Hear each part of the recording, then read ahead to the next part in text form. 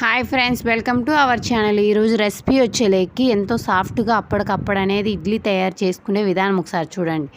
పల్లి చట్నీతో అనేది టేస్ట్ అనేది చాలా బాగుంటుంది. మార్నింగ్ టైంలో పిల్లలకి టిఫిన్ చేసి పెట్టాలంటే ఇలా చేయండి. ఒక గ్లాస్ కంట్రోల్ రైస్ తీసుకొని బాగా శుభ్రంగా కడిగి ఒక గంట సేపు నానబెట్టండి. అదే ఒక గ్లాస్కి ఒక హాఫ్ గ్లాసు సగ్గుబియ్యం తీసుకొని వాటిని కడిగి బాగా నానబెట్టి ఒక గంట నాననియండి.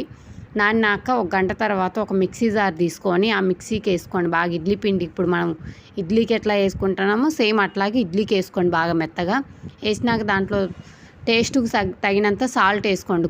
తర్వాత కొంచెం బేకింగ్ సోడా వేసుకుని బాగా కలిదిప్పినాక ఇడ్లీ పాత్రలు వేసి ఇడ్లీ పెట్టుకోండి. ఉడికినాక వేడి వేడి ఇడ్లీ రెడీ అయిపోయినాయి. పిల్లలకి కానీ పెద్దలకు కానీ ఎంతో ఇష్టంగా తింటారు. ఎంత మెత్తగా ఉన్నాయంటే చూడండి, దూదులు లక్కున్నాయి.